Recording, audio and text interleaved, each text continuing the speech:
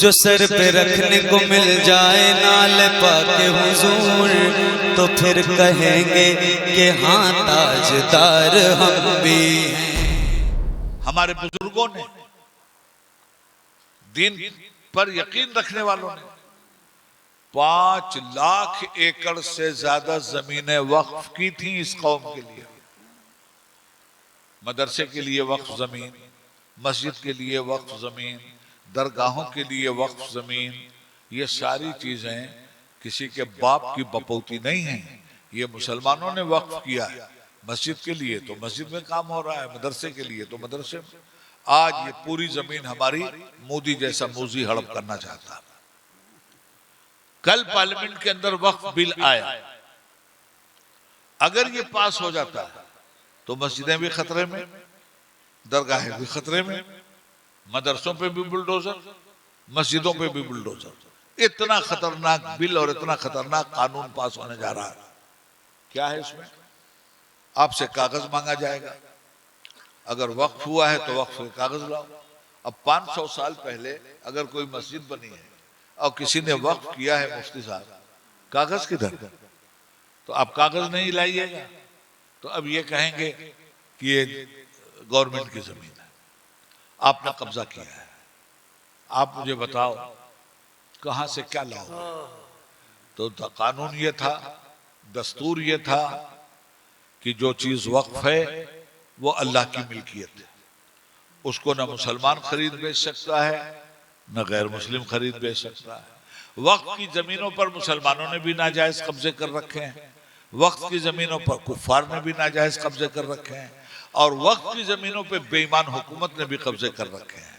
तो अगर तरमीम ही करना था तो ये बेईमान हुकूमत को ये करना चाहिए था कि जिन लोगों ने कब्जा कर रखा है वो कब्जा छोड़ाकर वक्फ की जमीन को वक्फ के हवाले किया जाए। ये ना करके एक कमेटी बनी है आपके मदरसे की, आपके महल्ले की, आप दूसरे लोगों को उस कमेटी में लाएंगे।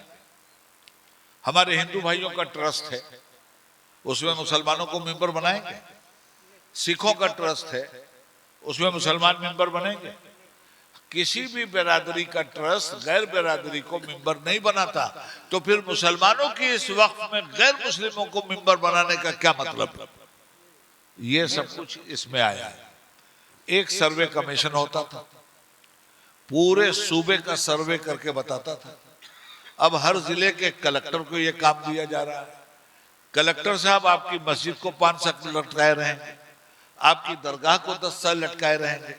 गोया इसमें 14 शिकायतें ऐसी हैं जो सीधे सीधे मुस्लिम पर्सनल्ला को मुतासिर करती हैं।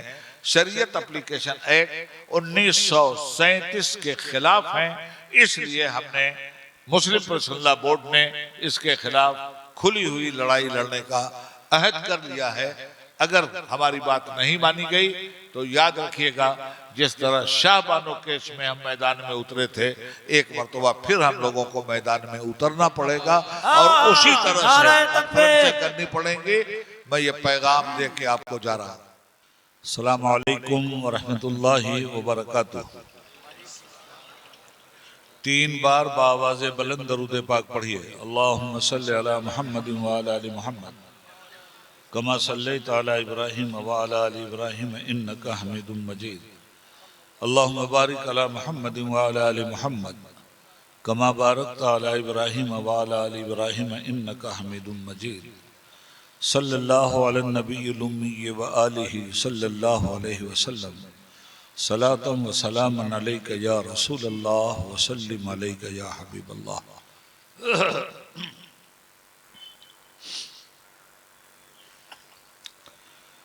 नहमदुहु व नुसल्ली अला हबीबिहिल करीम। अल्हम्दुलिल्लाह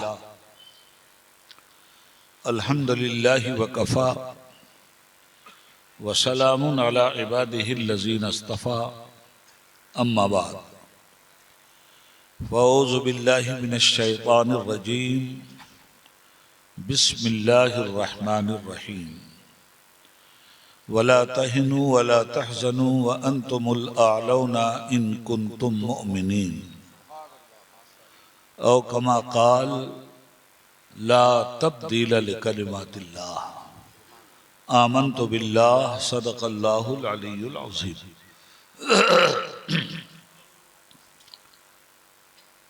सदर इजलास हज़रत मौलाना मुफ्ती शमीमुल क़ादरी साहब, नक़ीब इजलास मौलाना हामिद साहब और स्टेज पे तशरीफ़ फरमा हमारे दीगर मुअज़्ज़ज़ उलमाए मिल्लत इस्लामिया, मदख़ान रसूल अलैहिस्सलातु वस्सलाम,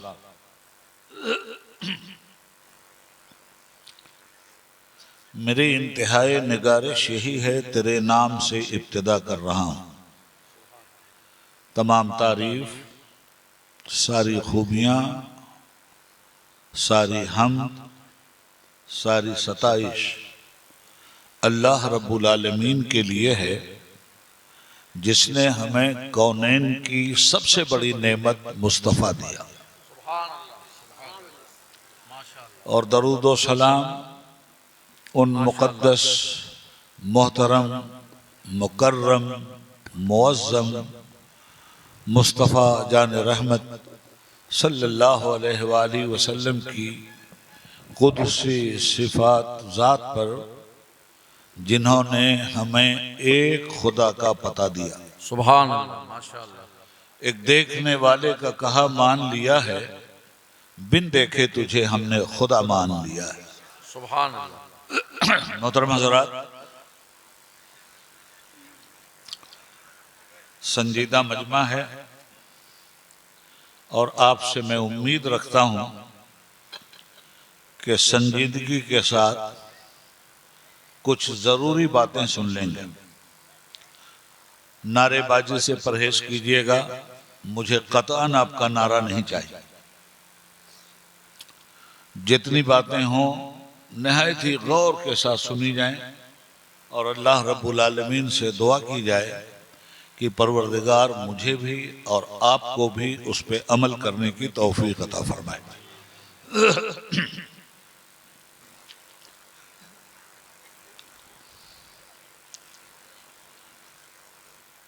इस भरी बज़्म में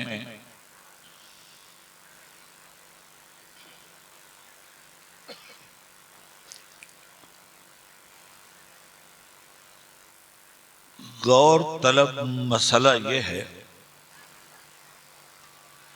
कि आप यहां आए क्यों हैं। रात भर का जागना, ठंडक में गर्म बिस्तर छोड़कर आना,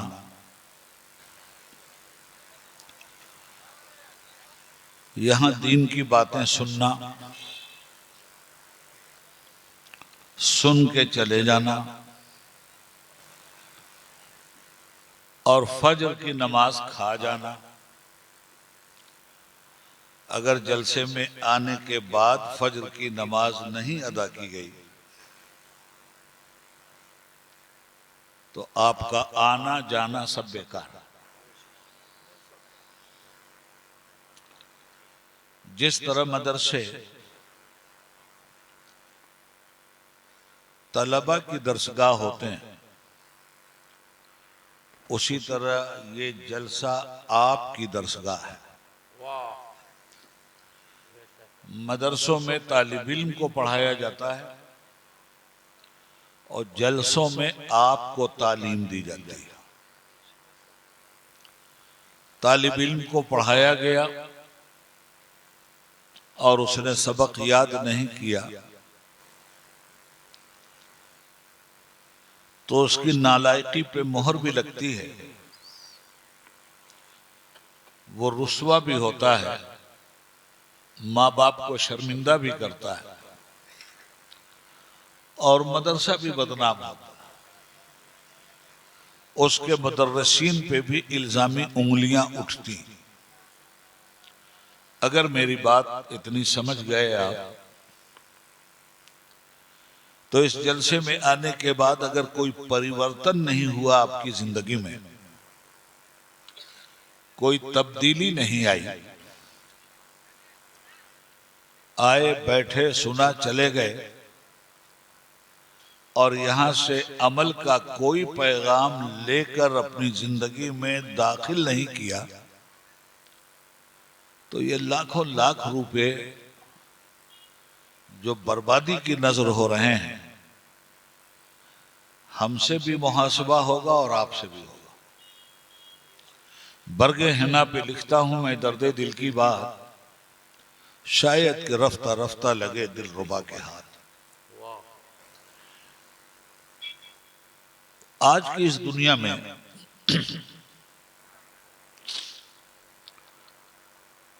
सारी दुनिया का उमूमन और हिंदुस्तान के मुसलमानों का खुसूसन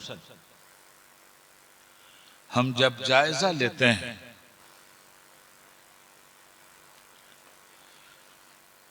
तो मुसलमानों की आंखों में गम के आंसू, लबों से तबस्सुम का रूठना और दिल का हसरत व अरमान का मजार बनना साफ दिखलाई देता है। हर कदम पे चैलेंज, हर गाम पे ठोकर, हर मकाम पे जिल्लत, कहीं मॉब लिंचिंग, कहीं बुलडोजर, कहीं मार्केट में आने जाने पे पाबंदी, कहीं कारोबार पे अंकुश। आज के हिंदुस्तान में मुसलमानों की जिंदगी की ये मुंह बोलती तस्वीरें हैं। जब हालात इतने नागुफ्ताबे हैं तो क्या यह सोचने की चीज नहीं है, क्या जिल्लत आपका मुकद्दर होना चाहिए? क्या गुर्बत आपका मुकद्दर होना चाहिए? क्या हौसले की तबाही आपका मुकद्दर होना चाहिए? क्या मॉब लिंचिंग आपका मुकद्दर होना चाहिए? और क्या आपके घरों पे जालिमाना तौर पे जो बुलडोजर चल रहे हैं और आप टुक टुक दीदम दम न कशीदम की मंजिल में आ गए हैं? अगर मेरी इन बातों से इत्तेफाक है आपको, तो इस माहौल से निकलने की तदबीर पैदा करनी चाहिए या नहीं? हवा यही जो रहेगी तो ऐ नकीबे बहार, कहां से आएंगी रानाइयां चमन के लिए? गलत रवि से मनाजिल का बोध बढ़ता है, मुसाफिरों रविश कारवां बदल डालो। आपका मुकद्दर शिकस्त नहीं है, फतह है। आपका मुकद्दर बर्बादी नहीं, आबादी है।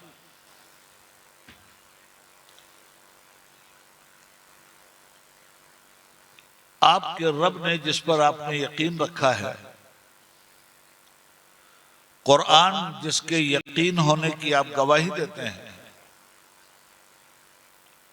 अल्लाह रब्बुल आलमीन ने जो आखिरी सहीफे रब्बानी उतारा है, उसमें परवरदिगार का हुक्म पढ़िए, वला तहनु वला तहजनु व अंतुमुल आलौन इन कुंतुम मोमिनीन। घबराना मत, गम उठाना मत, दहशत और खौफ से डरना मत। हम तुम्हें जरूर कामयाब करेंगे। शर्त यह है कि तुम मोमिन बन जाओ। तो कामयाबी शर्त के साथ मशरूत है। कामयाबी उस वक्त तक नहीं मिल सकती जब तक हम अपने मोमिन होने की सनद न दे दें। मैदान बद्र में नबी अकरम सल्लल्लाहु अलैहि वसल्लम की क़यादत और सिपहसालारी में कुल 313 मोमिन उतरे थे। वो हथियारों के सहारे नहीं उतरे थे। हथियारों के मुकाबले में हथियारों के सहारे नहीं उतरे, वो अल्लाह की नुसरत के सहारे उतरे, नबी की रजा के लिए उतरे। मदीने में बैठकर रसूल पाक ने फतह की दुआ नहीं की। मदीने से तो हुजूर निकाल के ले आए लोगों को कि अपने ईमान का सबूत दो, और जब ये मोमिनीन अपनी जान को हथेली पर लेकर कफन बर्दोश उतर गए 1000 मुशरिकीन के मुकाबले में, तब मेरे मुस्तफा ने सर झुकाया और गिड़गिड़ा कि अल्लाह से दुआ की, परवरदिगार इस्लाम की सारी पूंजी लेकर मैं यहां इकट्ठा हूं। आज अगर ये मार दिए गए तो मुझे डर है कहीं क़यामत तक तू धरती पे पूजा न जाए। ऐसी दर्दंगेज दुआ थी कि शह पर जिब्रील की जुम्बिश हवा देने लगी। वाह वाह वाह। सिदरतुल मुंतहा की बुलबुल बारगाह रसालत में आकर जनाब जिब्रील की सूरत में चहचहाने लगी और कहने लगे, ऐ मुस्तफा, अल्लाह फरमा रहा है कि इन मुसलमानों ने सरफरोशी के साथ इस मैदान में उतरकर यह साबित कर दिया है कि ये मोमिन हैं।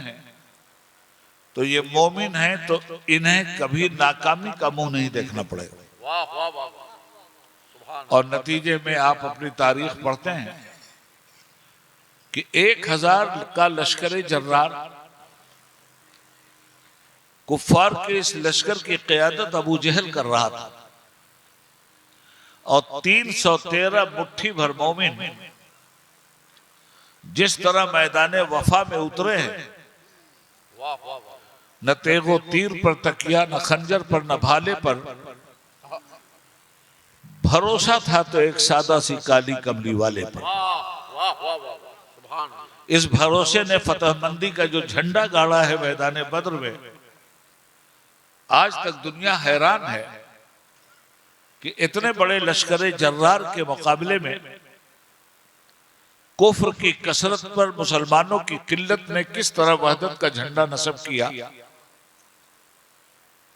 और धरती पुकार पुकार के कह रही थी, ये गाजी, ये तेरे पुरस्कार बंदे जिन्हें तूने बख्शा है ज़ौक़े खुदाई, दोनीम इनकी ठोकर से सहरा और दरिया, सिमट कर पहाड़ इनकी हैबत से राई, दो आलम से करती है बेगाना दिल को, अजब चीज है लज्जते आशनाई, शहादत है मतलूब व मकसूद मोमिन, न माले गनीमत न किश्वर कुशाई। वाह वाह वाह। सुभान अल्लाह। अर्ज ये करना चाहता हूं कि आपकी तारीख में ये पहला वाकया है जब आप मक्का से निकाले गए थे, जब मक्के में मुशरिकीन के आतंकवादी कोड़े बिलाल की पीठ पर बरस रहे थे, जब मक्का में आप बेसरो सामान थे, आपसे आपका वतन भी छीन लिया गया था, आपसे आपका घर द्वार भी छीन लिया गया था, आपसे आपकी जायदाद भी छीन ली गई थी, आपको अपने घर से निकलने पे मजबूर भी कर दिया गया था। उस वक्त आपने फैसला क्या किया था? माल के लिए ईमान बेचा था या ईमान के लिए माल की कुर्बानी दे दी थी? जान के लिए ईमान बेचा था या जान के लिए ईमान के लिए जान की कुर्बानी दी थी? मुसलमान घर छोड़ के गए मगर कुरान साथ में लेकर गए। वाह वाह वाह वाह। मुसलमान वतन छोड़ कर गए मगर अल्लाह का सजदा साथ में लेकर गए। मुसलमान अपनी दौलत छोड़ कर गए, रसूल पाक का दिया हुआ फलसफे फिक्रो फाका लेकर गए। जब इश्क सिखाता है आदाबे खुदागाही तो खुलते हैं गुलामों पर असरार शहंशाही। दारा और सिकंदर से वो मर्द फकीर औला हो जिसकी फकीरी में बूए असदुल्लाही। इसीलिए तो इकबाल ने कहा था कि ऐ तायरे लाहूती, उस रिज्क से मौत अच्छी जिस रिज्क से आती हो परवाज में कोताही। अल्लाह से दुआ है कि जिसे नाने जमी बख्शी है तूने, उसे बाजुए हैदर भी अता कर। हजरत ग्रामी, मैं तकरीर की तमहीद इसलिए बांध रहा हूं ताकि आज के हालात में जो बुज़दिली हमारे अंदर पैदा हो गई है, जो डर हमारे दिलो दिमाग में समा गया है, ये डर दिलो दिमाग से निकालना होगा। अल्लाह रब्बुल आलमीन ने जगह जगह फरमाया कुरान करीम में कि तुम कायनात के हैबतनाक लोगों से मत डरो, तुमको डरना है तो मुझसे डरो और खशियत रब्बानी अपने सीनों में जागुजी कर लो। आज हम क्यों बर्बाद हो रहे हैं और दुश्मन क्यों यलगार कर रहा है, हमारी जिंदगी उजीरन क्यों बना दी गई है, ये बातें तो आप सब लोग अच्छी तरह से जानते हैं, समझते हैं। कभी गौर भी इस पर किया? नहीं किया तो इस जलसे में गौर कर लीजिए। हमसे वादा हुआ है कि मोमिन हो तो कामयाबी देंगे, तो इसका मतलब यह हुआ कि हम अभी सिर्फ इस्मी और रस्मी मुसलमान, कुरान को इस्मी और रस्मी मुसलमान नहीं चाहिए। कुरान को जलसों में नारा लगाने वाला मुसलमान नहीं चाहिए, कुरान को अमल का नारा लगाने वाला मुसलमान चाहिए।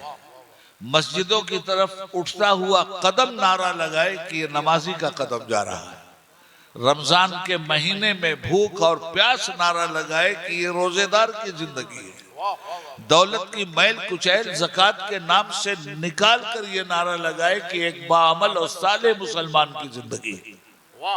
हम जरा गौर तो कर लें, अल्लाह की रहमत हमसे रूठी हुई, हमारा रब हमसे नाराज है। आप मुझे एक बात बताओ, मैं किस्तों में बात करूंगा आपसे, मुझे एक बात बताओ, आपको किसी ने जबरदस्ती मुसलमान बनाया या आप अपनी मर्जी से मुसलमान हैं? जाहिर है कि आप अपनी मर्जी से मुसलमान हुए। एक बात और कहूं आपसे, आपके इलाके में आपके बच्चे अगर फौज में गए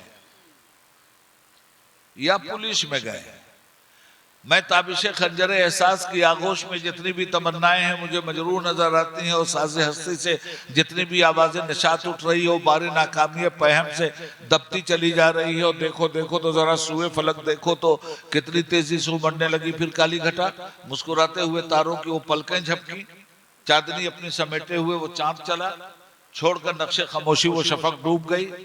मैं ये जुबान इस्तेमाल नहीं कर रहा हूं, मैं साफ सीधी सहल जुबान इस्तेमाल कर रहा हूं ताकि आप तक सही तरीके से पैगाम चला जाए और सही तरीके से आप उसको महसूस कर सकें। कोई बच्चा आपका फौज में गया है तो जबरदस्ती करके उसे भेजा गया है या अपनी मर्जी से गया? आपका कोई बच्चा अगर पुलिस में गया है तो जबरदस्ती करके भेजा गया है या अपनी मर्जी से गया है? अजी वहां जाने के लिए क्या क्या नहीं करता, रात के अंधेरे में नींद तोड़कर 2-2 किलोमीटर दौड़ता है, कसरत करता है, वर्जिश और मेहनत के साथ अपना सीना चौड़ा करता है। हाँ, ये बात जरूर है कि सीना चाहे किसी इंसान का कितना भी चौड़ा हो जाए, वो 56 इंच का सीना नहीं हो सकता। और अगर कोई दावा करे कि मेरा सीना 56 इंच का है तो उससे कहिए 56 इंच का सीना सिर्फ भैंस का होता है, गधे का होता है। तू देख कि तू गधा है या भैंस है या भैंसा है। वाह वाह वाह हजरत, मगर मेहनत करता है ना फौज में जाने के लिए, हर तरह की बीमारी से ना बचता है, फिर उसका टेस्ट होता है, फिर उसका चेकअप होता है। दिल की बीमारी तो नहीं है, जिगर की बीमारी तो नहीं है, मैदे की बीमारी तो नहीं है। ये क्यों चेकअप हो रहा है? ये चेकअप इसलिए हो रहा है कि इतने बड़े मुल्क की हिफाजत का सवाल है, सरहद पे इसे खड़ा होना है, देश की इसको हिफाजत करना है, दुश्मन का से इसको मुकाबला करना है। अपने देश की हिफाजत के लिए जान की कुर्बानी देने का हलफ उठाना है, और उठाता है कि नहीं। बॉर्डर से जो लाशें आती हैं तिरंगे में लिपट कर, ये देश की सरहदों के उन निगहबानों की ही लाशें हैं ना, जिनको आपने जबरदस्ती सरहद पे नहीं भेजा था, खुद सरहद पे जाने की तमन्ना की थी। तो जब तक सरहद पे नहीं गया था उसे किसी ने वर्दी पहनाई थी, मगर जब उसने खुद ख्वाहिश किया कि मुझे वर्दी पहननी है, तो वर्दी की तो डिमांड है भाई, वर्दी का तो अपना मुतालबा है भाई। आपने जब तक वर्दी नहीं पहनी, किसी थाने पर आपको चौकीदारी के लिए रखा गया, आपने जब तक वर्दी नहीं पहनी, नक्सलवादियों के मुकाबले के लिए आपको बस्तर के जंगल में भेजा गया, आपने जब तक वर्दी नहीं पहनी, आपको चाइना के बॉर्डर पर खड़ा किया गया, आपने जब तक वर्दी नहीं पहनी, तब तक तो आपको किसी बॉर्डर पे नहीं खड़ा किया गया था, मगर जब वर्दी पहन ली आपने, तो अब तो बॉर्डर पे खड़ा होना होगा। अब तो जान भी अगर देनी है तो मुल्क की हिफाजत के लिए, हिंदुस्तान की हिफाजत के लिए आपको जान देनी होगी। तो जब हिंदुस्तान की वर्दी पहनने के बाद जान की कुर्बानी देना आसान है, तो फिर इस्लाम की वर्दी जिन मुसलमानों ने पहनी है, ये मुसलमान सरहद इस्लाम पे खड़े होकर इस्लाम का सिपाही क्यों नहीं साबित होता, इस्लाम की चौकीदारी करने के लिए क्यों नहीं तैयार होता। तो जो फौजी अपने देश की सरहद की हिफाजत के लिए न खड़ा हो, उसका तो कोर्ट मार्शल होता है, उसको तो सजा मिलती है। आप पुलिस में गए और ड्यूटी करने के लिए तैयार नहीं है, सजा मिलेगी आपको। अच्छा, पुलिस में गए तो एक तनख्वाह भी आपको मिल रही, तो तनख्वाह की हद तक तो आप जायज कमाई कमा सकते हैं, मगर नाजायज तौर पे अगर आपने रिश्वत लिया तो मुल्क का कानून आपको पकड़ लेगा और आपकी वर्दी उतार देगा। याद रखना मुसलमानों, तुमने इस्लाम की वर्दी पहनी, तो जब वर्दी पहनी है तो उसे दागदार मत करो। जब इस वर्दी को पहनी है तो पहना है तो इस वर्दी की लाज रखो। हजरत बिलाल ने पहनी थी ये वर्दी, हजरत सुहैब ने पहनी थी ये वर्दी, हजरत अबू बकर ने पहनी थी ये वर्दी, हजरत उमर ने पहनी थी ये वर्दी, खालिद इब्ने वलीद ने पहनी थी, और भी सुहैब रूमी ने पहनी थी ये वर्दी, सलमान फारसी ने पहनी थी ये वर्दी। ये शहादत गहे उल्फत में कदम रखना है। लोग आसान समझते हैं मुसलमान होना। इन्नल्लाह इश्तरा मिनल मुमिनीना अनफुसहुम व अमवालहुम बिअन्न लहुमुल जन्नह, बेशक अल्लाह ने तुम्हारे जानो माल का सौदा जन्नत के बदले में कर दिया है। अब अगर जन्नत चाहिए तो मेरा माल कहना बंद कर दीजिए, अगर जन्नत चाहिए तो मेरी जान कहना बंद कर दीजिए, अगर जन्नत चाहिए तो मेरी औलाद कहना बंद कर दीजिए। और जब मैदान अमल में उतारा जाता है तो आप घबराइए मत। आपसे कुरान कहता है, कुफ्फार से ये आयत मुखातब नहीं है, ये आयत मुनाफिकीन से भी मुखातब नहीं। वलनब्लुवन्नकुम बिशैइन मिनल खौफि वल जूइ व नक्सिम मिनल अमवालि वल अनफुसि वस्समरात। ऐ मुसलमानों सुनो गौर से, हम जरूर तुम्हारा इम्तिहान लेंगे भूख से, खौफ से, दहशत से। कभी दहशत के माहौल में हम तुम्हारा इम्तिहान लेंगे कि तुम ईमान की किस सीढ़ी पे खड़े हो। कभी भूख और तंगदस्ती के जमाने में हम तुम्हारा इम्तिहान लेंगे कि तुम इस्लाम के किस पायदान पे खड़े हो। वलनब्लुवन्नकुम बिशैइन मिनल खौफि वल जू। घबराना मत हिंदुस्तानी मुसलमानों, गौर से सुनो। अरे तुम्हारा इम्तिहान हुआ तो क्या हुआ, तुम्हारे रूहानी बाप लोगों का भी इम्तिहान हुआ है। अंबिया से बड़ा तो कोई नहीं है, मासूम अनिल खता है वो, मगर कौन सा नबी है जिसे इम्तिहान के मैदान में नहीं उतारा गया। आइए मैं अबुल अंबिया की बात आपसे कर लूं, जनाब इब्राहिम अलैहिस्सलाम की बात मैं आपसे करूं। हजरत इब्राहिम को कितने बड़े इम्तिहान से गुजारा गया।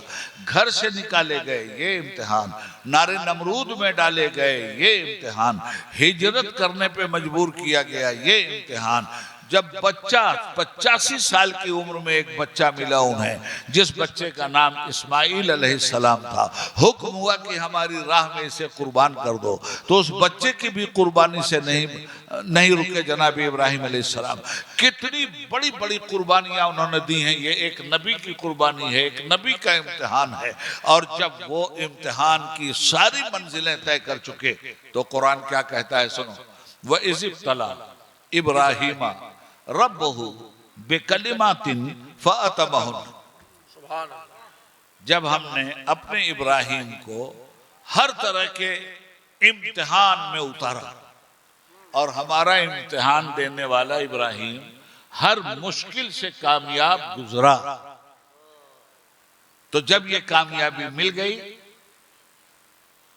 काला इन्नी जाइलुका लिन्नासि इमामा, तो हमने कहा इब्राहिम अब तुम्हारे सर पे कौमों की इमामत का ताज हम रखते हैं। इब्राहिम ताजे करामत तुझे मुबारक हो, ताजे नबूवत तुझे मुबारक हो, ताजे रसालत तुझे मुबारक हो, ताजे अजमत तुझे मुबारक हो, ताजे रिफात तुझे मुबारक हो।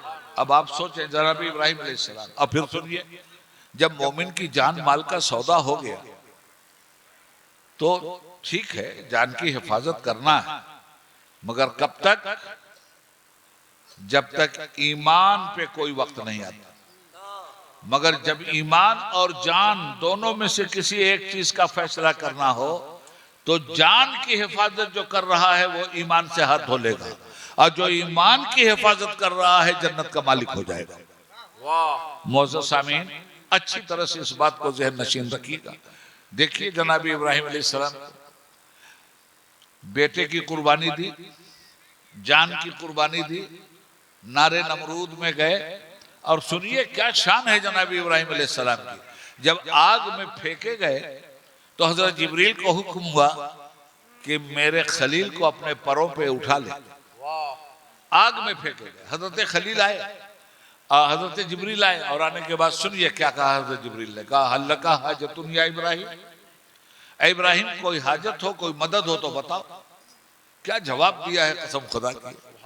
जिब्रील तुम उतनी दूर से मेरी मदद की बात कर रहे हो, वनहनु अक़रबु इलैहि मिन हब्लिल वरीद, मददगार तो मेरे रगे गुलू से करीब है, मदद नहीं चाहिए तुम्हारी, जिसके लिए आया हूं वो देख रहा है। फिर क्या हुआ? आग की तासीर है जला देना, मगर नारे नमरूद की तासीर थी जलाने से बचा लेना। वाह वाह वाह वाह वाह वाह। हजरत इब्राहिम अलैहिस्सलाम को बड़ी दौलत से अल्लाह ने नवाजा, बेपनाह दौलत। उस जमाने की दौलत क्या थी भाई? ऊंट, बकरी, गाय, भेड़, यही सब चीजें थी ना। हजरत इब्राहिम अलैहिस्सलाम को बेपनाह दौलत से, इतनी दौलत से अल्लाह ने नवाजा कि दौलत का कौसर धारा बह रहा था। भाई नहीं कहूंगा दौलत की गंगा बह रही, दौलत का कौसर धारा बह रहा था। दौलत का जमजमी सैलाब सुनामी मार रहा। जनाब इब्राहिम अलैहिस्सलाम की जब इतनी दौलत देखी तो एक फरिश्ता फिर उभरा और उसने अल्लाह ताला से कहा, परवरदिगार ये कैसा तेरा दोस्त? तेरा दोस्त और बकरियों से प्यार करे, तेरा दोस्त भेड़ से प्यार करे, तेरा दोस्त दौलत से प्यार करे, कैसा है तेरा दोस्त? इतनी दौलत और तेरा खलीलुल्लाह। अल्लाह ने कहा जा तू भी आजमा के देख। फरिश्ता जमीन पे आया और उसने एक मर्तबा अल्लाह अकबर का नारा मारा। सुनिए गौर से, इतनी सुरीली आवाज थी उस फरिश्ते की कि इब्राहिम अलैहिस्सलाम घर के अंदर थे, आवाज सुनकर तड़प गए और बाहर निकले और दौड़े उसकी तरफ। फरिश्ता आदमी की सूरत में आया था और दौड़ के कहने लगे, मेरे भाई कैसा नारा तूने लगाया है? मेरा सोजे दरू उबल रहा है, मेरे इश्क की आग मुझे जलाकर खाकिस्तर कर देगी। मेरे दिल के करार और ज़हन के इत्मीनान के लिए एक बार नारा और लगा दे, एक मरतबा मेरे महबूब का नारा और लगा। पलटा, पलट के फरिश्ते ने कहा क्यों नारा लगा? अच्छा ये बताओ, नारा लगा दूंगा तो दोगे क्या? इब्राहिम अलैहिस्सलाम ने अपनी सारी दौलत पे नजर डाली, कहा ये देखो ये मेरी सारी दौलत है, 50% दौलत दे दूंगा, एक मरतबा मेरे महबूब का नाम लो। उसने नारा लगाया, आधी दौलत उसकी। उसके बाद फिर इब्राहिम अलैहिस्सलाम कहने लगे नहीं, मेरा कलेजा फूटता जा रहा है, इसके इलाही में चूर हूं मैं, मेरा दिल इसके इलाही में कबाब बनकर खाकिस्तर हो रहा है। खुदा के लिए मेरे दिल को मेरे रब की रुबूबियत की करामत का पानी दे दे, एक मर्तबा और मेरे मालिक का नाम ले ले, एक मर्तबा और अल्लाह अकबर बोल। फरिश्ते ने कहा अब क्या दोगे? कहा जो आधा है वो भी ले जाओ। पूरी दौलत दे दिया, 2 मर्तबा नारे तकबीर पर। अब जब वो लेके चला सा तो इब्राहिम अलैहिस्सलाम ने कहा भाई एक बार और मेरे महबूब का नाम ले ले, एक मर्तबा मेरे मौला के नाम का और नारा लगा दे। उसने कहा अब क्या दोगे? कहा सुन भाई, ये इतनी भेड़ बकरी गाय सब लेके जा रहा है, आखिर इसका कोई चरवाहा तो होना चाहिए। मैं तेरे जानवरों का चरवाहा बन करके चलूंगा, मेरे मालिक का एक बार और नाम ले। अल्लाह ने बता दिया फरिश्ते को कि देख ये है मेरा बंदा, माल दिया है ठीक है वो इस्तेमाल करेगा, मगर जब मेरे नाम की बात आएगी तो वो मेरा माल नहीं कहेगा, वो कहेगा मेरे रब का माल है, जानती दी हुई उसी की थी, हक तो ये है कि हक अदा ना हुआ। दोस्तों भाइयों सुनो, अल्लाह रब्बुल आलमीन अपने बंदों को आजमाता है। आजमाइश में वो लोग डाले जाते हैं जिनके नसीबे को बुलंद करना होता है। हर आदमी के वास्ते दारो रसन नहीं होता। अब आयत करीमा को फिर सुनो, वलनब्लुवन्नकुम बिशैइन मिनल खौफ वल जू, हम तुम्हारा इम्तिहान लेंगे मुसलमानों से, कह रहा है कुरान, लेंगे तुम्हारा इम्तिहान। किस चीज से? तंग दस्ती से, भूख से। आज आपके हक मारे जा रहे हैं, सारी कौमों को रिजर्वेशन मिल रहा है, आपको नहीं मिल रहा है। आपको भी रिजर्वेशन मिलता तो आपके खाने पीने और आपकी जिंदगी को माशी तौर पर बेहतर होने का रास्ता निकलता कि नहीं? तो माशी तौर पर ये आपको भूख ही से तो मारा जा रहा है ना। तो ऐसी सूरत में आप क्या करोगे? जब दहशत पैदा कर दी जाएगी तब क्या करोगे? जब मॉब लिंचिंग होगी तब क्या करोगे? जब तुम्हें बेकसूर मार दिया जाएगा तब क्या करोगे? वो नक्शिम मिनल अमवाल, हम तुम्हारे माल की हलाकत से भी तुम्हें आजमाएंगे। वल अनफुस, हम तुम्हारी जान के ज़बा होने से भी तुमको आजमाएंगे। आसान है मुसलमान होना? बड़ी कठिन है डगर पनगट। हम तुम्हारी जान की हलाकत से तुम्हें आजमाएंगे, हम तुम्हारे माल की बर्बादी से तुम्हें आजमाएंगे। तुम्हारा आशियाना फूंका जाएगा तब देखेंगे कि तुम ईमान की किस मजबूत सीढ़ी पे खड़े हो। तुम्हारी दुकानों में आग लगा दी जाएगी, तुम्हारे घरों को वीरान कर दिया जाएगा, तब हम देखेंगे कि तुम आखिर उस वक्त क्या कहते हो। वल अनफुस वस्समरात, तुम्हारे फल तुम्हारी निगाहों के सामने तोड़ लिए। आज कुरान सुन लो, दस्तार बंदी है ना। तुम्हारे फल तुम्हारी निगाह के सामने तोड़े जाएंगे, तुम्हारे फल खंजरों पर उछाले जाएंगे। ये फल से मुराद मुजफ्फरपुर की लीची नहीं है दोस्त, ये फल से मुराद मलिहाबाद का आम नहीं है। फल से मुराद जानते हो क्या है? सुनोगे तड़प जाओगे। तुम्हारे फल तुम्हारे सामने नेज़ों पे उछाले जाएंगे। ये फल क्या है? ये तुम्हारे अकबर हैं, ये तुम्हारे असगर हैं, ये तुम्हारे अब्बास हैं, ये तुम्हारे हुसैन हैं, ये तुम्हारे अहमद हैं, ये तुम्हारे असाकिर हैं, ये तुम्हारे शमीम हैं, ये तुम्हारे नसीम हैं। जब इनको नेज़ों पे उछाला जाएगा तो क्या करोगे? वह समरात से मुराद औलाद है। इन हालात में अगर तुमने वही कहा जो कहने वाले कह रहे थे, अल्लज़ीना इज़ा असाबतहुम मुसीबा, जब ऐसे लोगों पर कोई मुसीबत आती है, कालू, तब वो कहते हैं इन्ना लिल्लाहि व इन्ना इलैहि राजिऊन, हम तो अल्लाह ही के हैं और अल्लाह ही की तरफ लौट जाने वाले हैं। व बश्शिरिस साबिरीन, ऐसे ही लोगों के लिए बशारत सब्र दे दीजिए। और सब्र की बात भी सुन लो। आज मैंने सोचा कि आपको थोड़ा सा कुरान करीम सुना दूं। सब्र की बात सुनो। वो बश्शिरिस साबिरीन, बशारत है सब्र करना। सब्र मजबूरी का नाम नहीं है दोस्त। सब्र मुसीबतों में डट जाने का नाम है। सब्र इस्तिकामत का नाम है। दीन को माना है तो जान चली जाए, हम दीन नहीं छोड़ेंगे, इसका नाम है सब्र। नमाज का वक्त हुआ, शैतान कह रहा है मार्केट चलो, जरूरतें कह रही हैं जरूरत पूरी करो, और नमाज कह रही है मुझे अपनाओ।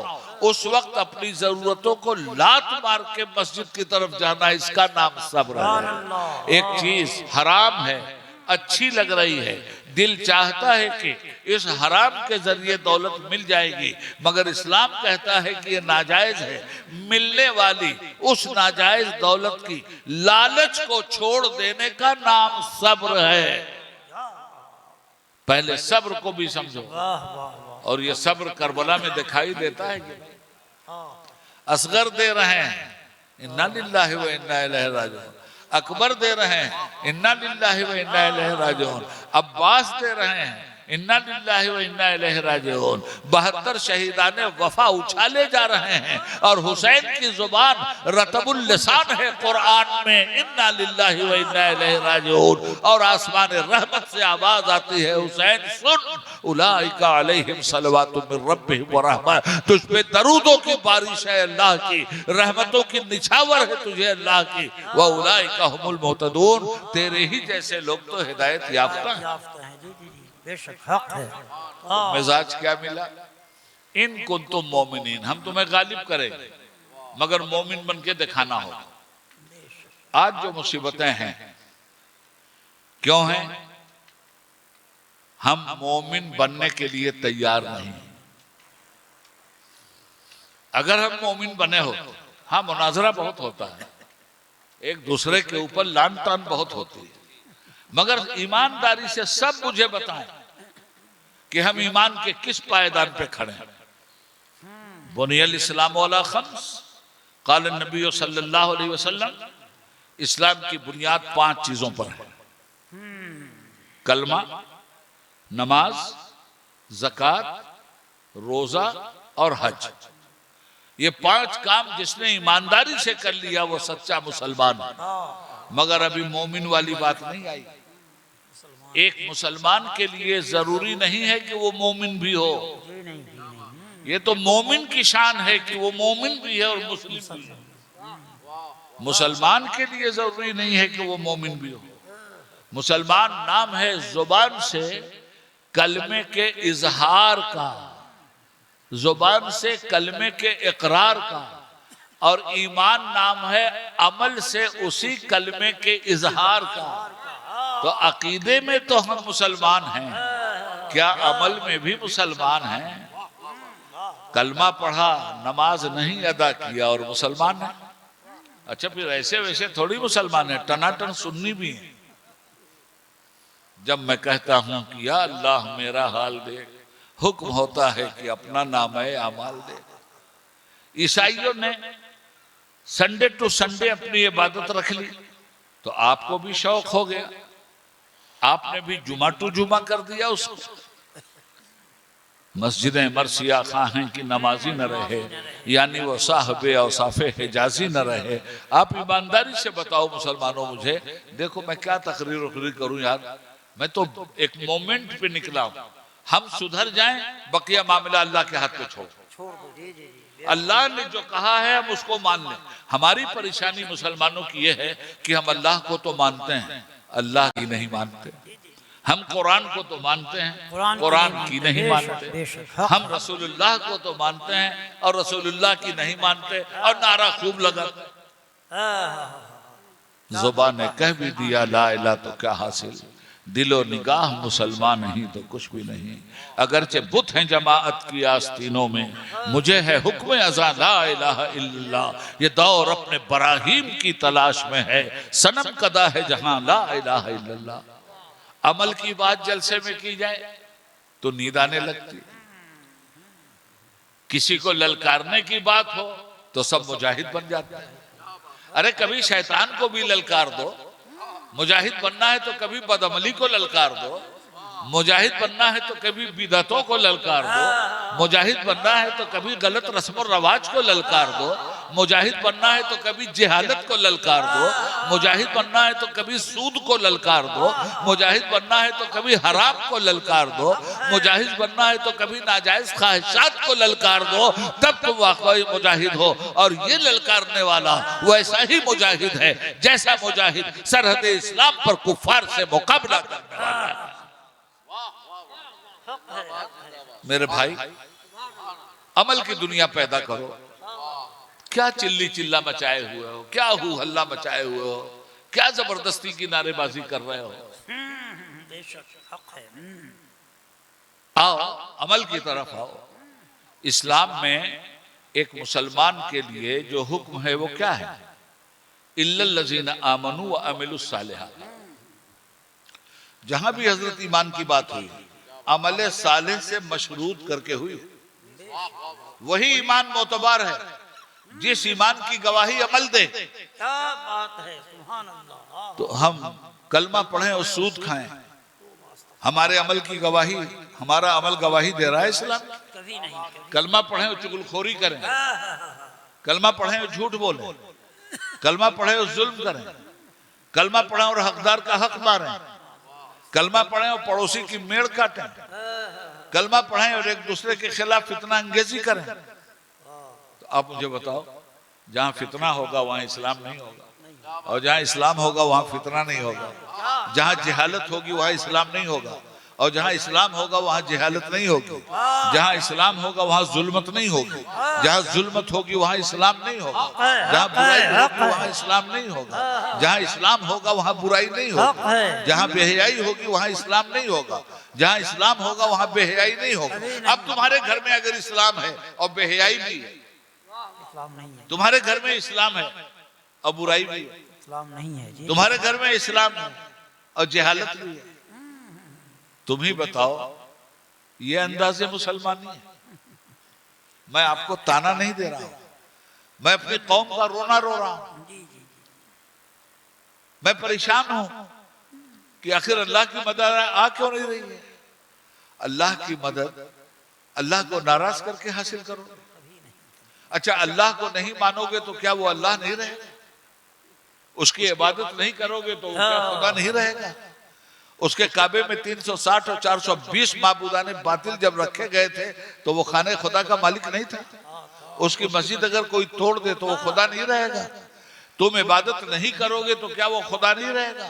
तुम्हारी इबादत का मोहताज है वो, अल्लाह अहद है वो, अल्लाह समद है वो, लम यलिद वलम यूलद है वो, वलम यकुल लहू कुफुवन अहद है वो गनी है, वल्लाहु गनीयुन हमीद कुरान कह रहा है। हम्द है उस खुदा के लिए जो बेपरवाह है तुम्हारी इबादतों से। बड़ी भारी इबादत इब्लीस ने किया था, कैसा बर्बाद हुआ।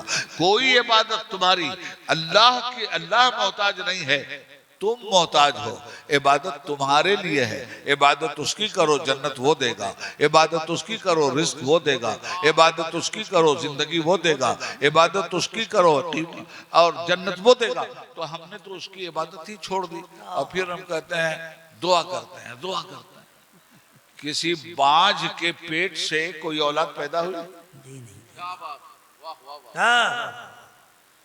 क्या बात है, वाह। बाज दुआओं से कबूलियत की शान पैदा होगी। दुआ के लिए तो हुक्म है कि वो दुआ कबूल नहीं होती जो दुआ करने वाले के खाने पीने में कोई हराम की आमेजिश हो। आप सोच लो, काबा जाके दुआ कर रहे हो, मदीना शरीफ जाके दुआ कर रहे हो, आज भी लाखों लोग वहां जाके दुआ कर रहे हैं। ये दुआएं क्यों नहीं कबूल हो रही हैं? ये दुआएं इसलिए नहीं कबूल हो रही हैं कि जिससे दुआ कर रहे हो उससे गद्दारी भी कर रहे हो, जिससे दुआ कर रहे हो उससे बेवफाई भी कर रहे हो। उसने कहा था 5 वक्त पढ़ना, तुम जुमा के दिन सर पे टोपी लगा के आ गए, तो क्या होगा मेरे भाई? ऐसे हालात बदलेंगे हम। आज दुनिया जो हम पे अलगार किए हुए है उसकी वजह देखो, गौर करो अच्छी तरह। अगर आप चाहते हो इस मुल्क में इज्जत की जिंदगी, मैं आपसे जो बात कर रहा हूं इधर देखो, उधर उधर मत देखो।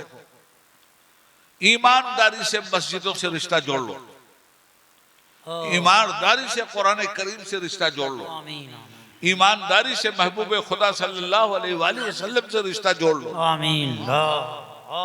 कुफ्र की जगह इस्लाम कायम करो, शिर्क की जगह ईमान कायम करो, बिदतों की जगह सुन्नतों के चिराग जलाओ, और फिर देखो हालात कैसे बदलते हैं। हालात बदलने वाला मेरा परवरदिगार है। कुछ भी तो नहीं था मोमिनीन के पास, अल्लाह ने हुक्म दिया, मेरे हबीब इनका इम्तिहान मैंने ले लिया, इनसे कह दो घबराए नहीं, बेखमसते आलाफि मिनल मलाइकते मुसव्विमीन। या रसूल अल्लाह, ये काफिर ताना दे रहे हैं आपको, कह दीजिए अपने साथियों से घबराने की जरूरत नहीं, इनके हाथ में शमशीर हो ना हो।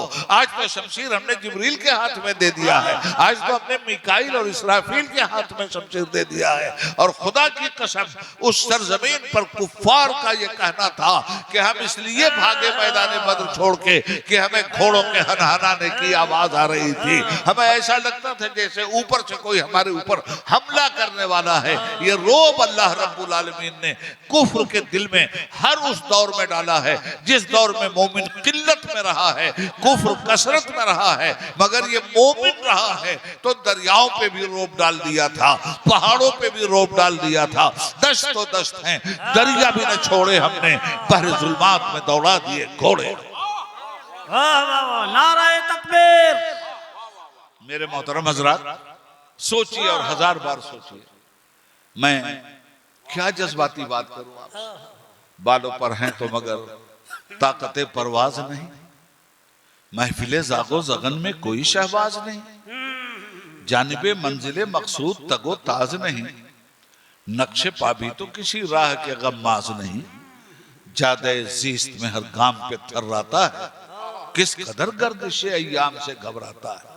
पहले अपने माहौल को देखिए, हम अपनी खूबी बयान करते हैं, गलत तरीका है ये।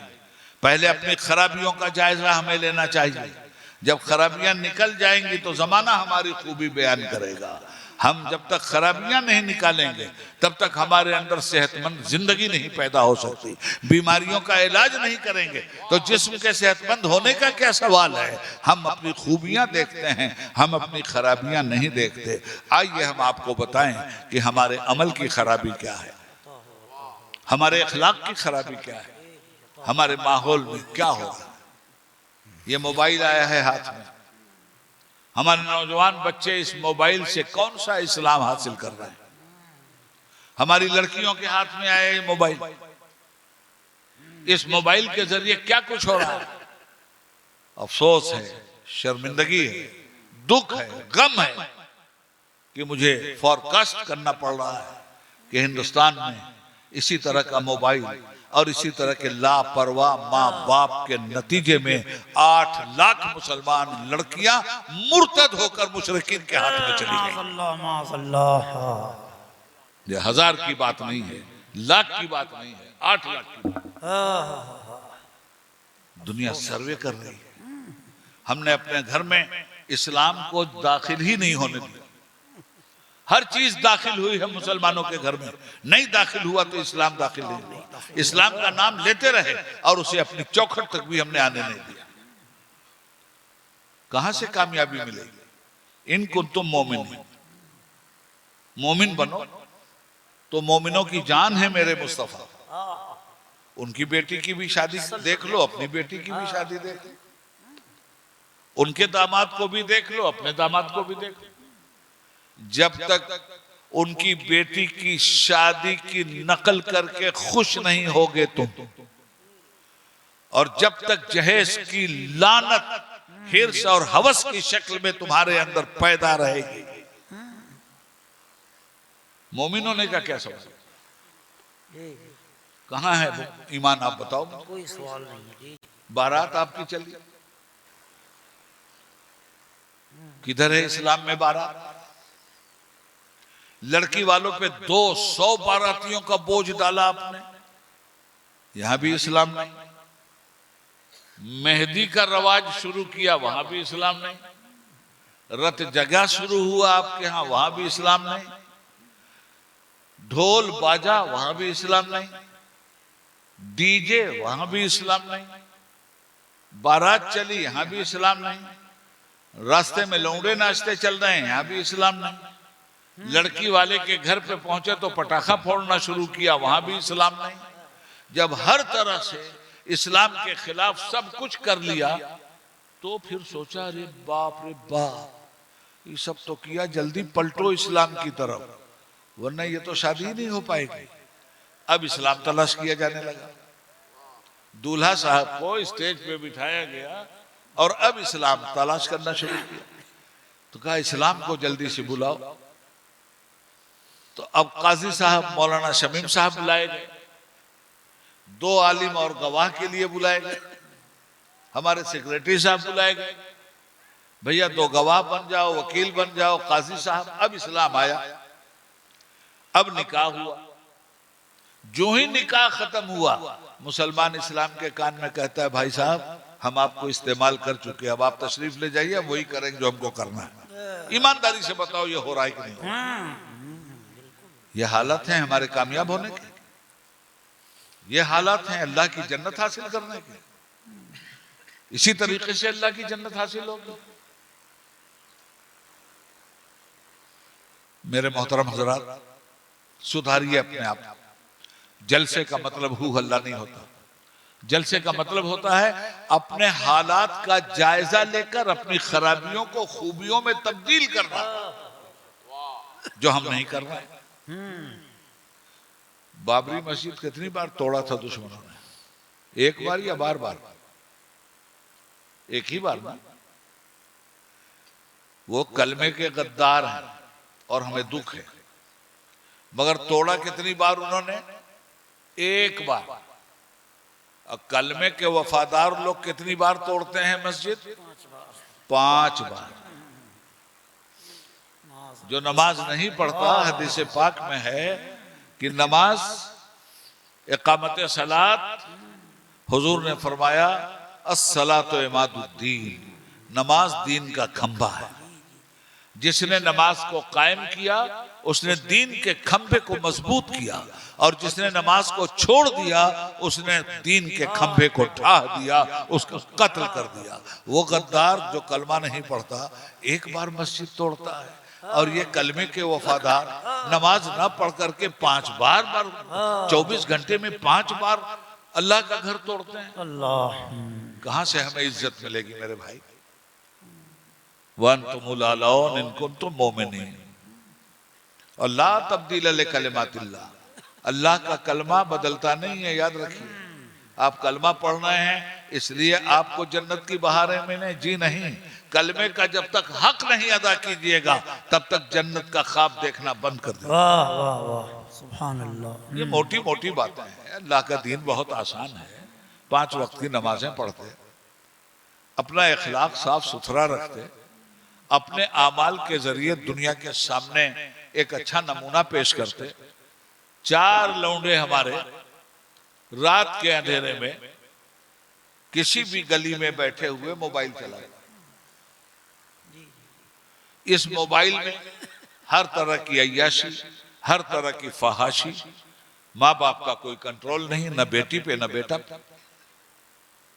कहां जा रहा है हमारा समाज? तो हम तो खुद दुनिया को क्यों बदनाम कर रहे हैं? दुनिया तो है ही इस्लाम की दुश्मन। हमने क्यों इस्लाम से दुश्मनी कर ली? हमने अपने घर में इस्लाम को आने नहीं दिया। घर में इस्लामी अखलाक नहीं, घर में इस्लामी आदाब नहीं, घर में इस्लामी खसाइल नहीं, घर में इस्लामी फजाइल नहीं। कुरान पाक की तिलावत मुसलमान रोजाना करता है क्या? हर मुसलमान पे फर्ज है कुरान की तिलावत। एक घर में कितनी बार कुरान पढ़ा जाता है? अल्लाह की किताब कितनी बार पढ़ी गई, अल्लाह की किताब का इस्तेमाल हमने क्या किया, उसको कस के बांधा, खुलने नहीं दिया, खूबसूरत रेशमी गिलाफ में उसको बांध करके कहीं ऊंची जगह रख दिया। और दो जगह मुसलमान उसका इस्तेमाल करता है, एक अदालतों में झूठ बोलने के लिए हल्फिया बयान देता है, और एक झूठी कसम खाने के लिए। यह है कुरान के साथ मजाक। हमारी इस बदअमली पर गांधी जी ने एक बात कही थी, ये मुसलमान जो नारा लगाते हैं, इनके नारों औरों से मत घबराना लोगों, इनके नारों में कोई दम नहीं। ये जो नारे तकबीर लगाते हैं, कोई इनकलाब इनके नारे से नहीं आने वाला है, इसलिए कि ये वो नारा है ही नहीं जो बिलाल ने लगाया था, ये नारा वो है ही नहीं जो अबू बकर ने लगाया था, यही नारा उमर ने लगाया था, दुनिया के 3 हिस्से को फतह कर लिया था, यही नारा साद इब्ने वक्कास ने लगाया था, दरिया के सीने से अपना घोड़ा दौड़ा दिया था। और बड़े फख्र से आज मुसलमान यहाँ इस माइक से लोग चिल्ला चिल्ला के बोलते हैं, दस्त तो दस्त है, दरिया भी न छोड़े हमने, बहरे जुल्मात में दौड़ा दिए घोड़े हमने। आप ही थे, आप ही थे घोड़े दौड़ाने वाले। 2 कदम दीन की राह पे चलने के लिए तैयार नहीं, और बातें फन्ने खां की। इसलिए मेरे भाई, आखिरी बात आपसे कह के जाना चाहता हूं, सुनो, जो पूरी तकरीर का निचोड़ है। एक बादशाह गुजरा है, उसका नाम है हारून रशीद, नाम सुना है?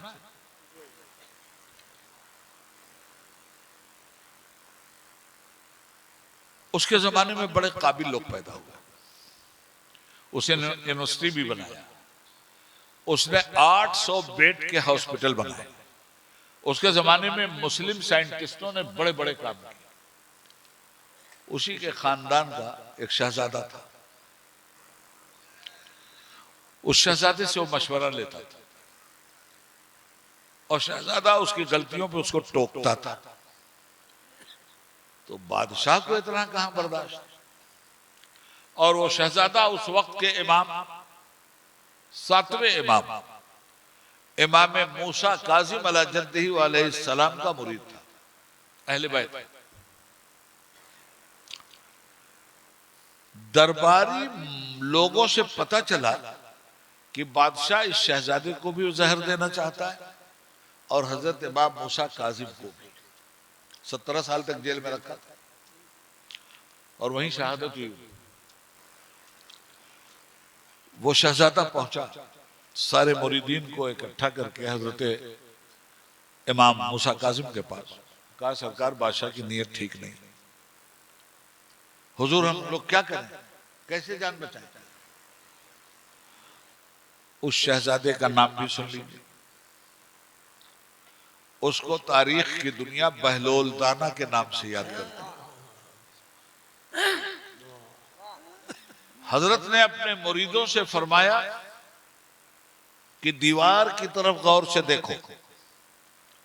सादी दीवार थी, देख रहे हैं लोग।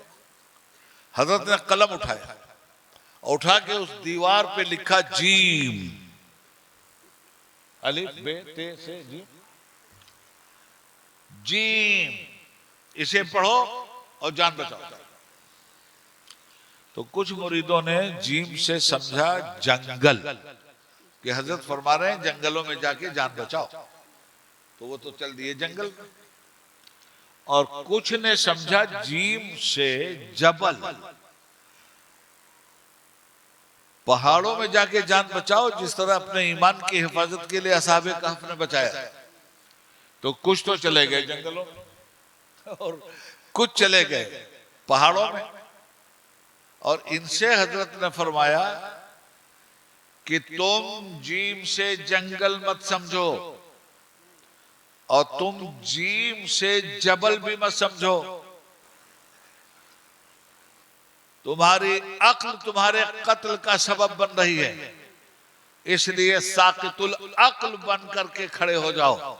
अपनी अक्लमंदी पे जुनून का पहरा डाल दो, पागलपन का पहरा डाल दो, और वो जंगलों में जाके घास फूस खाने लगे, जंगलों में सोने लगे, गुदड़ी पहनने लगे। अब बादशाह को इत्मीनान हो गया कि यह अक्लमंद साकितुल अक्ल हो चुका है, अब इससे मुझे कोई खतरा नहीं।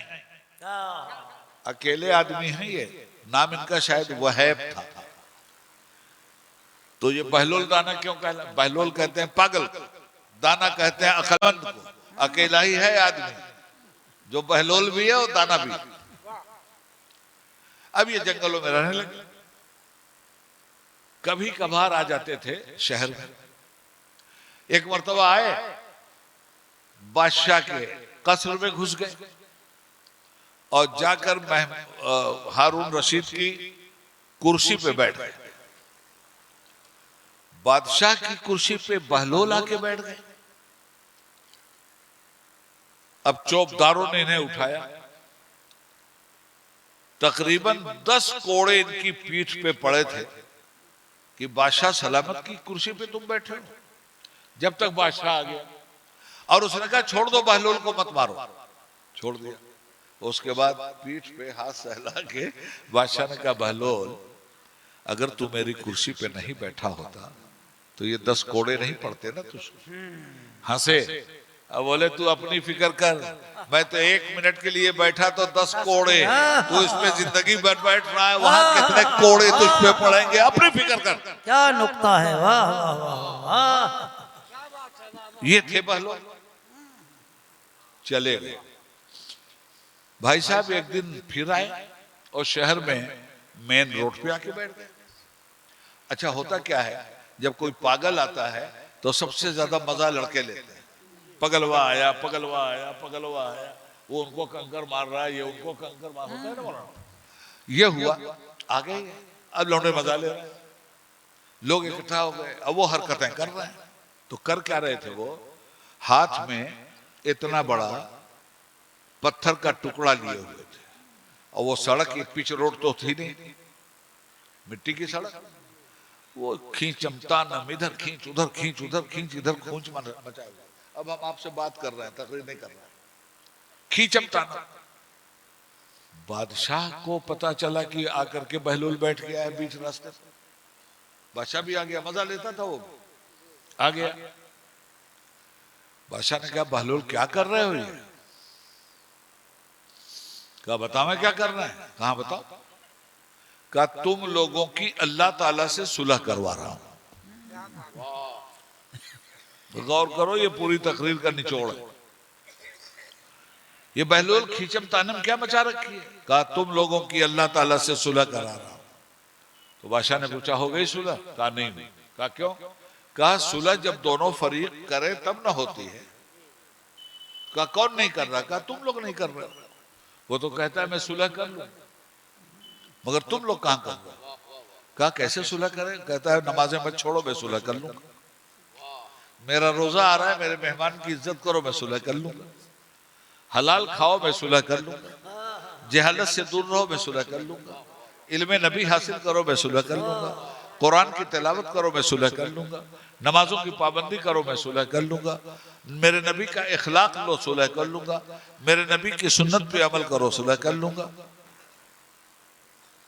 तो जैसे हम लोग सुन रहे हैं, सुनने के बाद चले जाएंगे, मालूम नहीं कितनों पे असर होगा, मालूम नहीं कितने फजर की पढ़ेंगे। चल दिए। मैं हाथ होते नहीं उठवाता किसी से, मैं पैगाम देता हूं, बाकी आप जानो। मेरा फर्ज है आपको समझाना। लच्छेदार तकरीरें सुनना कोई फायदा नहीं होने वाला उससे। एक चीज का भी अगर अमल कर लिया बहुत बड़ी बात हो जाएगी। देखो बहलोल उठे, जंगल में चले गए। हजरत थोड़े दिन के बाद किसी का इंतकाल हुआ। बादशाह गया था शाही कब्रिस्तान, तो देखा एक बहुत टूटी हुई कब्र से टेक लगा के बहलोल बैठे। बादशाह गया वहां कि देखूं बहलोल क्या कर रहा है। तो वही खींचम तानम वहां मचाए हुए थे। कहा बहलोल यहां क्या कर रहा है? कहा सुन, जगह बदली है, ड्यूटी नहीं बदली। जगह बदली है, काम नहीं बदला है। यहां अब इन लोगों से सुलह करवा रहा। अल्लाह ताला की इन कब्र में रहने वालों से सुलह करवा रहा। तो पूछा हो गई? कहा नहीं। कहा क्यों? कहा कल जब वो मान रहा था तो तुम नहीं मान रहे थे, आज तुम सुलह के लिए तैयार हो, अब वो सुलह के लिए तैयार नहीं। अब पूरी गुफ्तगू का निचोड़ आशिक रसूल इमाम अहले सुन्नत फाजिल बरेलवी रहमतुल्लाह ताला अलैह की जुबान में ये है, यही मैसेज है, यही पैगाम है, यही तकरीर का इख्तिताम है। आज ले उनकी पनाह, आज मदद मांग उनसे, कल ना मानेंगे क़यामत में अगर मान गया। उन्हें जाना, उन्हें माना, न रखा गैर से काम, लिल्लाहिल हम्द में दुनिया से मुसलमान गया। कितनी बड़ी बदनसीबी बताओ आप। कारोबारी हो ना, मोबाइल जेब, रात में सो रहे हैं, मोबाइल से रन, मालूम नहीं कौन सी खबर आ जाए, मोबाइल ऑफ नहीं होता। कारोबारी का मोबाइल नहीं ऑफ होता, दौलत कमाने वाले का मोबाइल। बोल लूंगा 5 मिनट, नहीं होता। अच्छा, रात में कड़ाके की सर्दी पड़ रही और वो टन बोला, आपने तोड़म ताड़ मचाया। हेलो, क्यों भाई, ये नींद क्यों कुर्बान कर दी आपने उसकी घंटी पर? मोबाइल 2 ही काम करता है, तीसरा काम नहीं करता। वो 2 खबरें देता है, या गम की या खुशी की, तीसरा काम मोबाइल का नहीं। जब भी आप फोन करोगे, जो बात करोगे या खुशी की होगी या गम की होगी। सामने वाला जो फोन आपको करेगा या गम की खबर होगी या खुशी की। तो इतना गम से घबरा रहे हो कि नुकसान न होने पाए, नींद कुर्बान कर देते हो। मगर मुसलमानों, तुम्हारे एहसास पर ज़र्ब लगा रहा हूं। माल और दौलत की हलाकत के डर से मोबाइल नहीं बंद होता कि मालूम नहीं कोई गलत खबर ना आ जाए और हार्ट फेल ना हो जाए। और जब सुबह में अल्लाह का मोबाइल मस्जिद से बजता है, उस मोबाइल पे गैरत नहीं जागती, उस मोबाइल पे अंगड़ाई नहीं लेते, उस मोबाइल पे नींद क्यों नहीं तोड़ते हो? हमने अपने दीन की हिफाजत नहीं की। अब जो कुछ हमारे पास है वो गैर महफूज होता जा रहा है। हमारे बुजुर्गों ने, दीन पर यकीन रखने वालों ने 5 लाख एकड़ से ज्यादा जमीनें वक्फ की थी इस कौम के लिए। मदरसे के लिए वक्फ जमीन, मस्जिद के लिए वक्फ जमीन, दरगाहों के लिए वक्फ जमीन। ये सारी चीजें किसी के बाप की बपौती नहीं है, ये मुसलमानों ने वक्फ किया है। मस्जिद के लिए तो मस्जिद में काम हो रहा है, मदरसे के लिए तो मदरसे में। आज ये पूरी जमीन हमारी मोदी जैसा मूजी हड़प करना चाहता है। कल पार्लियामेंट के अंदर वक्फ बिल आया, अगर ये पास हो जाता है तो मस्जिदें भी खतरे में, दरगाहें भी खतरे में, मदरसों पे भी बुलडोजर, मस्जिदों पे भी बुलडोजर। इतना खतरनाक बिल और इतना खतरनाक कानून पास होने जा रहा है। क्या है इसमें? आपसे कागज मांगा जाएगा, अगर वक्फ हुआ है तो वक्फ के कागज लाओ। अब 500 साल पहले अगर कोई मस्जिद बनी है और किसी ने वक्फ किया है, मुफ्ती साहब, कागज किधर? तो आप कागज नहीं लाइएगा तो अब ये कहेंगे कि ये गवर्नमेंट की जमीन है, आपने कब्जा किया है। आप मुझे बताओ कहां से क्या लाओ? तो कानून ये था, दस्तूर ये था कि जो चीज वक्फ है वो अल्लाह की मिल्कियत है, उसको न मुसलमान खरीद बेच सकता है न गैर मुस्लिम खरीद बेच सकता है। वक्फ की जमीनों पर मुसलमानों ने भी नाजायज कब्जे कर रखे हैं, वक्फ की जमीनों पर कुफार ने भी नाजायज कब्जे कर रखे हैं, और वक्फ की जमीनों पे बेईमान हुकूमत ने भी कब्जे कर रखे हैं। तो अगर तरमीम ही करना था तो ये बेईमान हुकूमत को ये करना चाहिए था कि जिन लोगों ने कब्जा कर रखा है वो कब्जा छोड़ाकर वक्फ की जमीन को वक्फ के हवाले किया जाए। ये ना करके एक कमेटी बनी है आपके मदरसे की, आपके महल्ले की, आप दूसरे लोगों को उस कमेटी में लाएंगे। हमारे हिंदू भाइयों का ट्रस्ट है, उसमें मुसलमानों को मेंबर बनाएंगे? सिखों का ट्रस्ट है, उसमें मुसलमान मेंबर बनेंगे? किसी भी बिरादरी का ट्रस्ट गैर बिरादरी को मेंबर नहीं बनाता, तो फिर मुसलमानों की इस वक्त में गैर मुस्लिमों को मेंबर बनाने का क्या मतलब? ये सब कुछ इसमें आया है। एक सर्वे कमीशन होता था, पूरे सूबे का सर्वे करके बताता था। अब हर जिले के कलेक्टर को यह काम दिया जा रहा है। कलेक्टर साहब आपकी मस्जिद को 5 साल लटकाए रहेंगे, आपकी दरगाह को 10 साल लटकाए रहेंगे।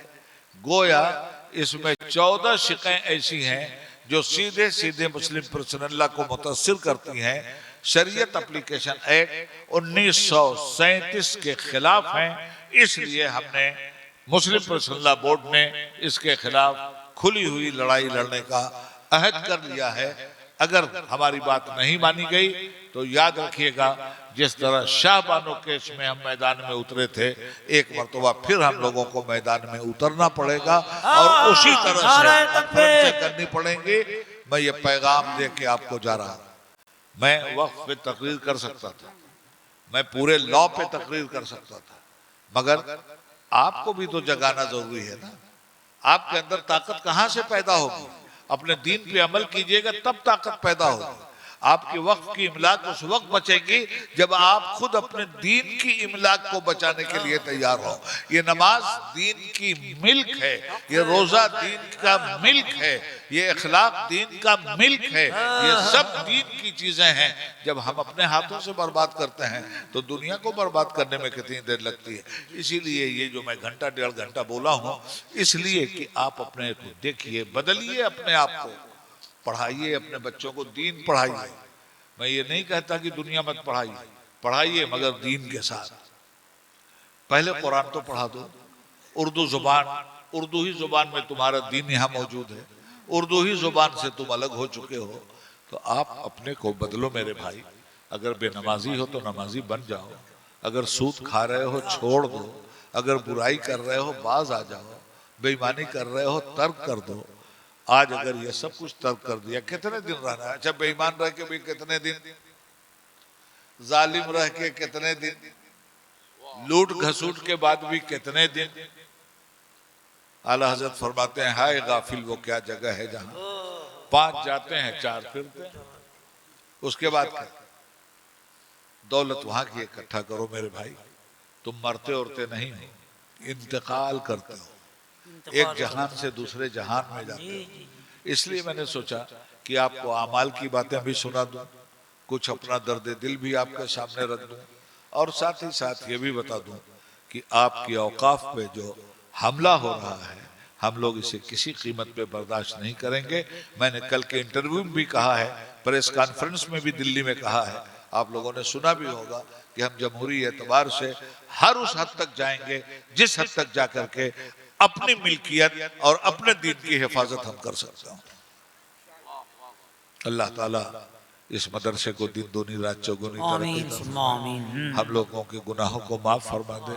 किसी तरह का कुफ्र हुआ हो, शिर्क हुआ हो, बिदअत हुई हो, रज़ालत हुई हो, जहालत हुई हो, गुनाह सगीरा और कबीरा हुआ हो, या अल्लाह तेरे बंदों को गवाह बनाकर मैं इन तमाम तर चीज़ों से तौबा करता हूँ और तुझसे दुआ करता हूँ कि मेरे माबूद अपने रबी की सुम्मत को बचा ले, अपने मुस्तफ़ा की सुम्मत की लाज रख ले, इनका कल फेर दे, इनके दिलों को पलट दे मेरे माबूद, अपनी चौखट पे झुका दे। तेरे हुक्म के बगैर और तेरी तौफीक के बगैर कुछ नहीं हो सकता। मौला हम तुझसे भीख मांगते हैं, तेरे रहम और करम की खैरात मांगते हैं। अपने इन बंदों को सच्चा मुसलमान, सच्चा मोमिन बना दे। आह जाती है फलक पर रहम लाने के लिए, बादलों हट जाओ, दे दो राह जाने के लिए। खुदा हाफिज, सलाम अलैकुम।